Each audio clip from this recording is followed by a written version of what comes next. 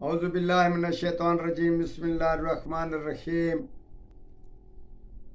Professor سعید احمد راٹھ صاحب آپ کی خدمت میں حاضر۔ السلام علیکم ناظرین، قوت مردانگی کے اس پیریڈ میں ہر انسان کچھ نہ کچھ آگے کو سوچتا ہے کہ میرا امساک بڑھ جائے، میری قوت بڑھ جائے، میرا انتشار بڑھ جائے۔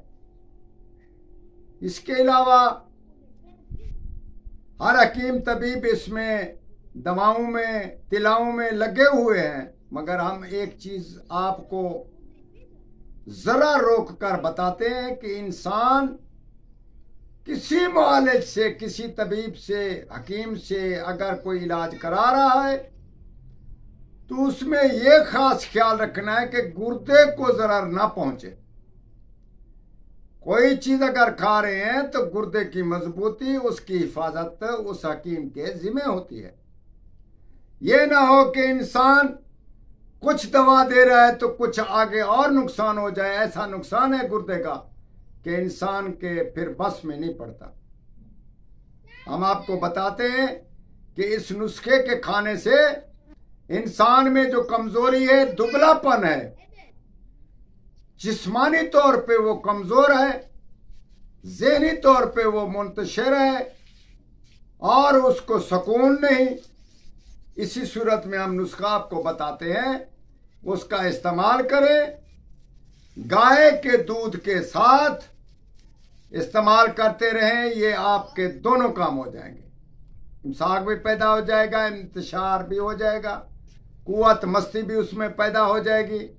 اس کے علاوہ جو انسان کی کمزوری ہے جسمانی اور خاص کر گردوں کی، وہ مضبوط اور ٹائٹ ہو جائے گی۔ یہ نسخہ ہمارا قیمتی اور مستند سند والا نسخہ ہے، چیلنج والا اور سند والا۔ اللہ کے فضل سے اس سے بڑھ کر آپ کی حفاظت اور آپ کو آگے لے جانے والا اس کے علاوہ نسخہ اور کوئی نہیں۔ آپ ضرور اس کا استعمال کریں۔ سالب مصری، مستقی رومی، دال چینی، ہر ایک 4 ماشا، ایک تولہ لے لیں، اس سے پھر خوراک 4 ماشے نکال لیں۔ نبات سفید 2 تولہ اس میں مکس کر لیں، اور خوراک ہر ایک سے نہیں، 4 ماشا خوراک ہر ایک سے لینی ہے، مگر 4 ماشا خوراک بنانی ہے، اور وہ گرم دودھ کے ساتھ آپ استعمال کریں گے۔ اس کے ساتھ آپ جو انجوائے کریں بے شک تسلی کے ساتھ کریں، اور بہت ہی کامیاب اور بے ضرر بلکہ حفاظت والا نسخہ ہے، ضرور استعمال کریں۔